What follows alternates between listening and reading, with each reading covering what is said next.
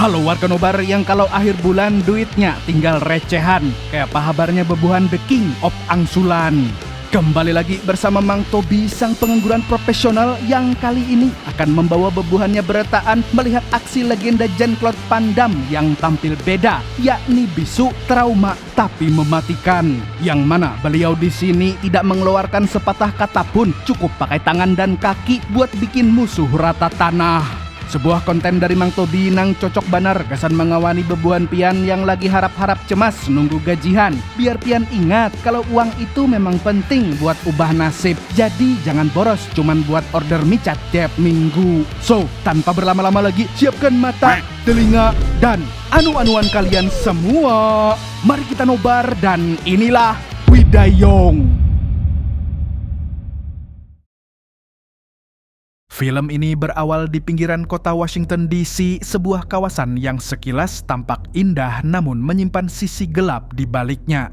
Di tempat ini yang berkuasa bukanlah undang-undang melainkan hukum jalanan. Para gangster seperti di JTA bergerak bebas dan menguasai setiap sudut wilayah. Mereka adalah geng MS-13 gangster paling ditakuti yang mengendalikan peredaran garam Cina di kawasan ini.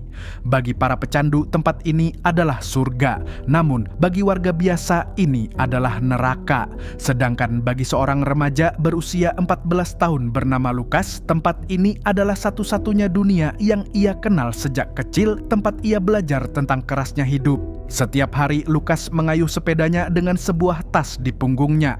Namun isi tas itu bukanlah makan bergizi gratis melainkan garam Cina. Sejak orang tuanya meninggal dunia, Lukas bekerja sebagai kurir untuk geng MS-13. Saat anak-anak seusianya bermain Roblox, Lukas justru bergelut di dunia kriminal. Baginya, inilah satu-satunya cara untuk bisa bertahan hidup dan menghidupi adik kesayangannya. Lukas tahu persis siapa yang memegang kendali, siapa yang layak dipercaya, siapa yang tak boleh disentuh, siapa anak Mulyono, dan siapa anak Abah. Di balik kekuasaan geng ini ada dua nama besar. Yang pertama adalah Jester, tangan kanan yang mengurus urusan harian dan memastikan setiap aturan ditegakkan. Namun di atas Jester berdiri sosok predator di puncak rantai makanan, pemimpin sejati yang jauh lebih berbahaya dan kejam bernama Samidi. Namanya telah menjadi legenda. Kekuasaan Samidi dibangun di atas darah dan kekerasan. Tak ada yang berani menatap matanya, apalagi macam-macam. Bahkan ketika ada yang berani berkhianat, Samidi tak segan melakukan ini.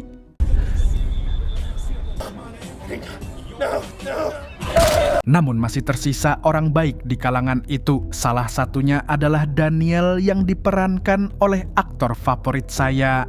Daniel merupakan pelanggan setia Lukas, namun pria itu pendiam, hampir tak pernah berbicara. Satu-satunya cara ia berkomunikasi adalah melalui pesan singkat di ponselnya. Setiap kali Lukas datang mengirim paket, Daniel selalu menunjukkan kepedulian dengan selalu mengingatkannya.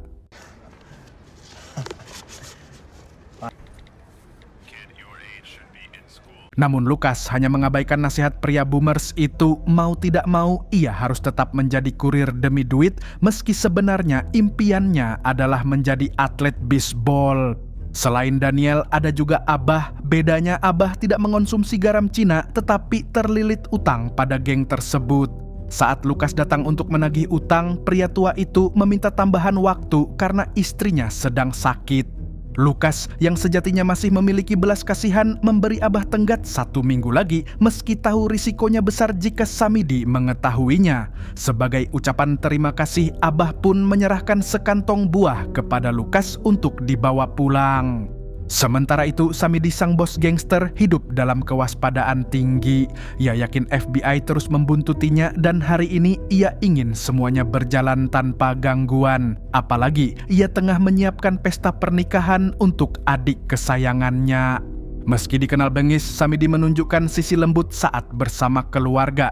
Ia ingin hari besar itu berlangsung sempurna tanpa drama apapun. I will be just as proud as I am. Di saat yang bersamaan, Lukas kembali ke tempat nongkrong para kurir garam Cina. Namun ia dikejutkan oleh pemandangan yang memancing emosinya. Miguel, adiknya yang masih bocil, dengan penuh semangat ingin bergabung dengan Samidi CS. Baginya, bergabung dengan MS-13 adalah sebuah kebanggaan tersendiri. Yeah, give me. Mendengar itu, Lucas pun auto murka. Ia telah berjuang keras agar Miguel tidak terjerumus ke dunia kotor ini, tapi bocil itu malah ngide. Lucas pun langsung mengantar Miguel kembali ke sekolah. Let him leave. Slaves could be free. What does that mean for you? Di sisi lain, Daniel menjalani seharian yang penuh beban seperti kalian. Namun, beban Daniel jauh lebih berat. Salah satunya saat ia membeli makanan, ingatan traumatis dari masa lalunya kembali muncul. Hey, 550. Orang-orang dalam antrean mulai kesal, tak terkecuali para anak buah Samidi yang kemudian mengusiknya. Mereka mengira Daniel hanyalah pria linglung yang mudah dijadikan sasaran. What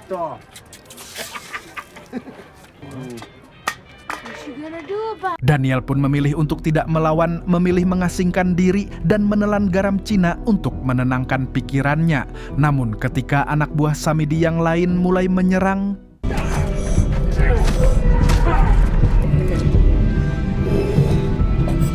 waduh, siapakah sebenarnya Daniel ini?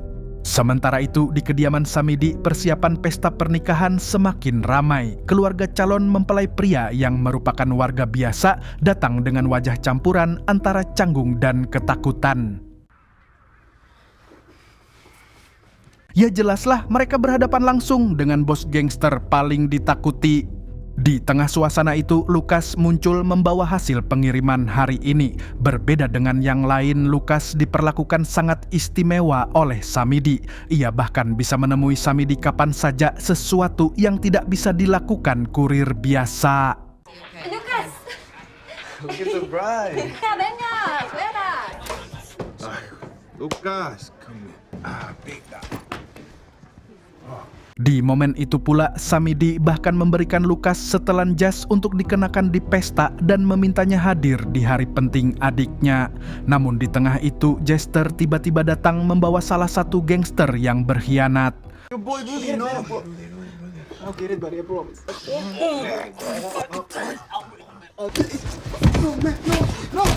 Namun meski dikenal kejam dengan semua orang, Samidi tidak akan pernah menyakiti Lucas. Perlakuan khusus ini bermula dari masa lalu. Kakak Lucas yang merupakan seorang tentara pasukan khusus tewas saat berusaha menyelamatkan Lucas. Samidi tidak pernah melupakan pengorbanan tersebut. Karena itulah ia memandang Lucas seperti adik sendiri, terlebih karena ia melihat dirinya sendiri di dalam diri Lucas. Namun kehangatan itu berakhir dengan sebuah perintah. Samidi menugaskan Lucas untuk mengantarkan 2 paket penting. Samidi menegaskan bahwa Lucas harus kembali sebelum pesta dimulai. Dan ternyata Jester mendengar semua itu. Jester pun kesal karena tak masuk akal seorang bocah puber justru diberi kepercayaan tugas penting bukan dirinya. Ish, dasar NPD. I just told you the feds are on my ass. Samidi pun menegaskan bahwa FBI mengintainya dan ia tidak ingin ada masalah di hari penting ini. Oleh karena itu, ia menugaskan Lucas, bocah yang masih kecil dan tidak akan dicurigai. Di sisi lain, Daniel masih terlihat berusaha menenangkan dirinya dari trauma. Here, I got this from upstairs. Untungnya masih ada yang menemaninya di momen-momen itu, yaitu mantan istrinya, seorang badi Latina yang selalu siap merawatnya. Meski sudah bercerai, benih-benih cinta mereka rupanya masih terlihat dan kini mereka living together bersama di bengkel itu, namun ditemani ayah mantan istrinya alias mertuanya. Sementara itu, Lucas mulai berangkat, namun di tengah perjalanan ia menemukan pemandangan yang membakar amarahnya. Miguel, adiknya, terlihat bersama para gangster dan ternyata itu adalah ujian masuk geng yang sengaja diatur oleh Jester. Dengan emosi meluap, Lucas pun berusaha menghentikan mereka, namun para gangster itu tidak peduli dan tetap menjalani ujian tersebut. He's just a kid. Yeah.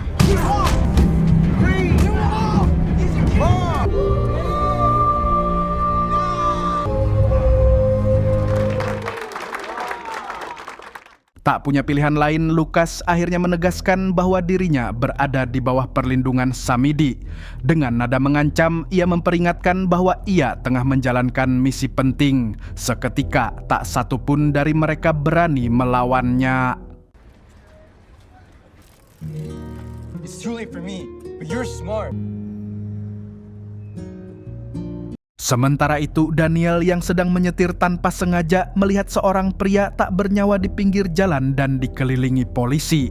Tak lama kemudian, Daniel juga melihat Lucas dan Miguel yang sedang bersepeda bersama. Karena tahu Lucas adalah kurir, ia pun mencoba menarik perhatian mereka, berniat memperingatkan bahwa polisi sedang berjaga di sekitar.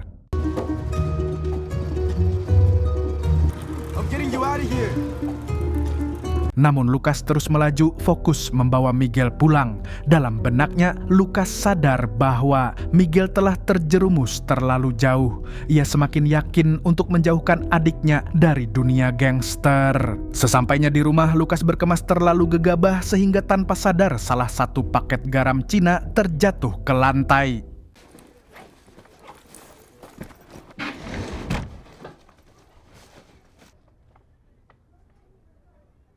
Di luar rumah, Lucas pun menunjukkan surat penerimaan atlet bisbol milik Miguel, berharap Miguel mulai sadar bahwa ia punya masa depan dibandingkan ikut-ikutan jadi gangster.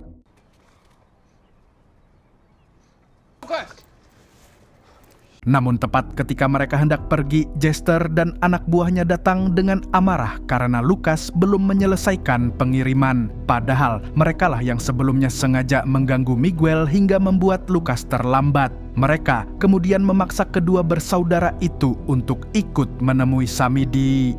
Lucas yang tidak terima pun kesal dan tanpa sengaja memancing amarah Jester. It's still funny pieces. Shut the fuck up. Whoa, hey, leave him out of this, man. Hey, leave him out of this. That's the kid. You scared, kid? Huh?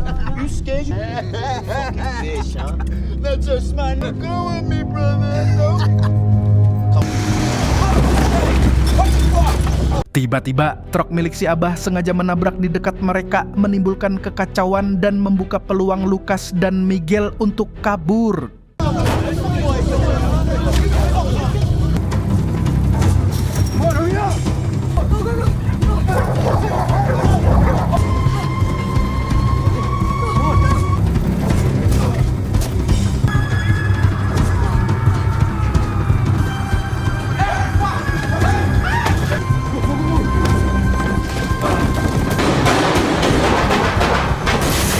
Saat hampir tak ada lagi tempat bersembunyi, Daniel muncul dengan mobilnya.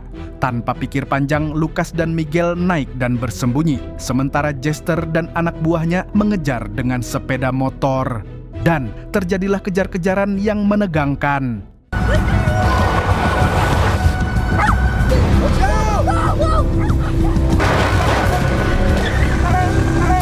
Sayangnya, anjing keluarga yang sangat disayangi Miguel terkena tembakan nyasar.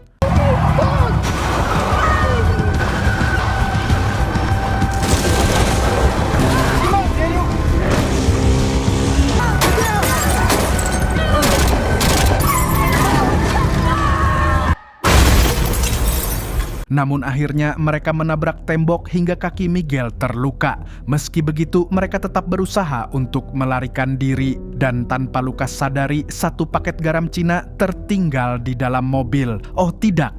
Daniel kemudian membawa mereka ke sebuah tempat persembunyian yang lebih aman. Tak banyak kata, namun cukup untuk menunjukkan bahwa Daniel masih peduli dan siap melindungi mereka. Kaki Miguel dirawat dengan telaten membuat Lucas penasaran dari mana Daniel tahu semua itu. Oh, sorry.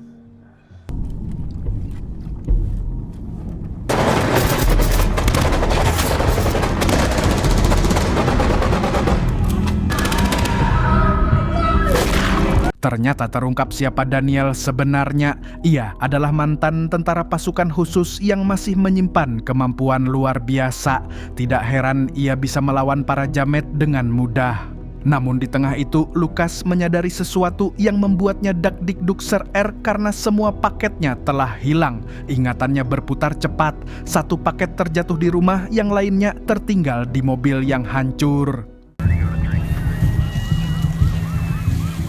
Di sisi lain, pesta pernikahan adik Samidi tengah berlangsung. Sang bos gangster kini tampak bahagia, suasana dipenuhi tawa dan kebahagiaan.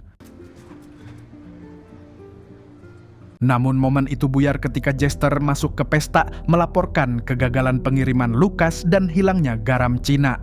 Samidi pun auto murka. Ia memerintahkan anak buahnya untuk mencari Lucas dan Miguel dengan satu perintah tegas bahwa mereka harus dibawa hidup-hidup. Dari sinilah adu domba Jester sebenarnya berhasil. I want the bricks, and I want the kid. I can fix this for you. Tak lama setelah Jester pergi, Spider, seorang gangster tetangga yang seharusnya menerima paket, datang ke pesta. Dengan banyak uang yang dipertaruhkan, Spider menuntut jawaban. Don't worry, you'll get it. Di tempat lain, Daniel menyarankan Lucas untuk meninggalkan kota sementara karena di sini terlalu berbahaya. Akan tetapi, Lucas menolak keras. Hey, you don't tell my brother what to do. I know what's best for him. I sell drugs to you, man.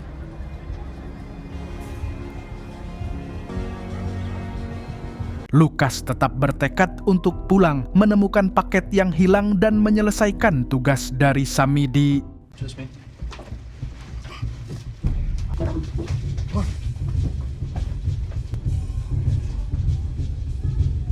Do me a favor. Go stand over there. Anyone comes up, you let me know, alright?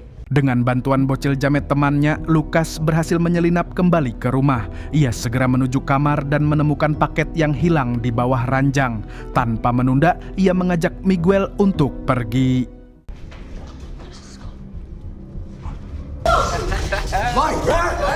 Just business. Maybe you should have done the fucking same, huh?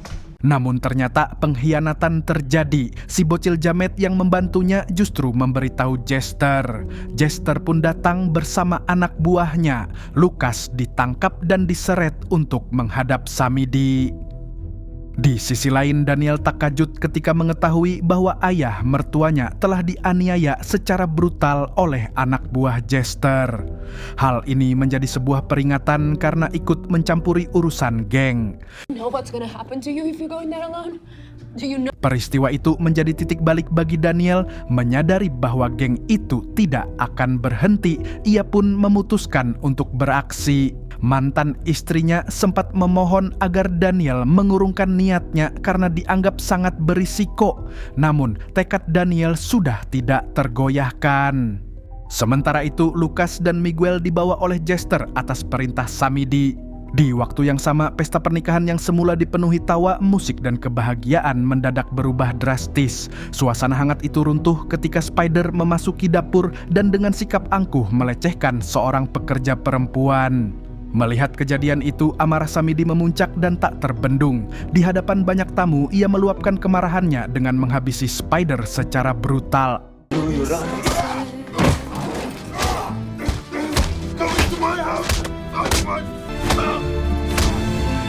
Perayaan yang harusnya meriah berubah menjadi mimpi buruk berdarah. Pada saat yang sama, Daniel terlihat berusaha menyelinap melalui ganggang sempit di sekitar rumah Samidi. Namun, ia dihadang oleh anak buah Samidi.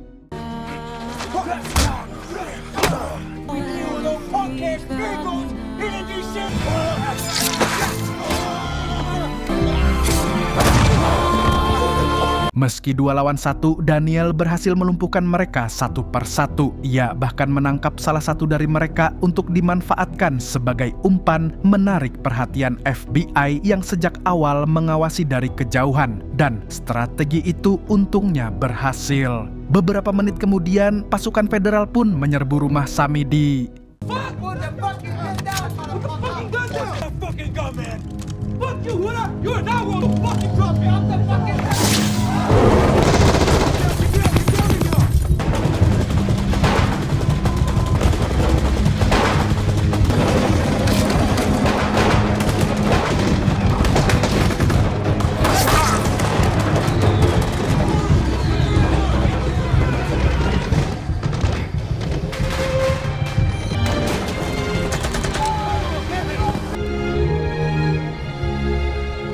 Baku tembak pun pecah, korban berjatuhan termasuk adik Samidi yang sedang merayakan hari pernikahannya.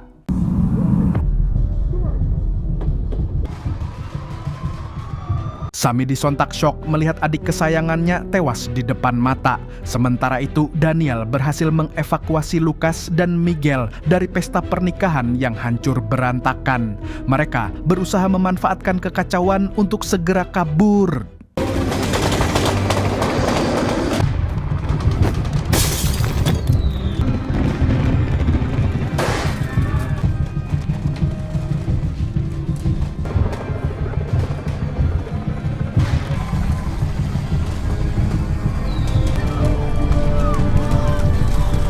Namun pelarian mereka terhenti saat Jester menghadang dengan senjatanya teracung siap menembak.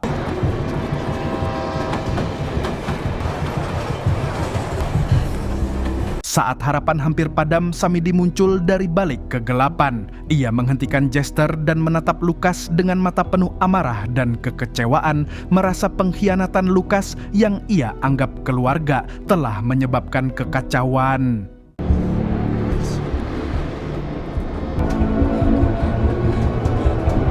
Meski hatinya hancur, Samidi mengambil keputusan tak terduga. Ia memilih membiarkan Lucas dan Miguel pergi karena tidak tega membunuh keduanya. Pilihan itu sontak memicu amarah Jester yang menuduh Samidi lemah dan tidak pantas memimpin. Kemarahan yang sejak lama tumbuh dalam rasa iri dan kebencian membuat Jester melakukan ini. Jester. Innalillahi. Sementara itu, nyawa Miguel dan Lucas pun semakin di ujung tanduk.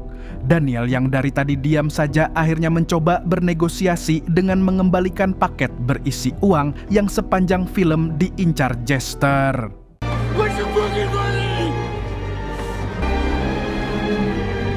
Dan saat Daniel yang sedari tadi plonga-plongo karena PTSD-nya kambuh akan dieksekusi oleh Jester, tiba-tiba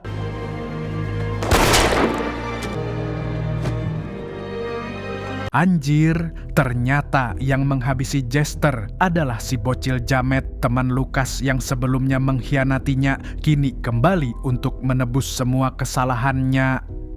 Di penghujung cerita, Lucas dan Miguel naik ke kereta meninggalkan kota yang penuh darah dan kenangan pahit. Saat duduk, Miguel merasakan sesuatu di sakunya. Ia menemukan sejumlah uang pemberian terakhir dari Daniel.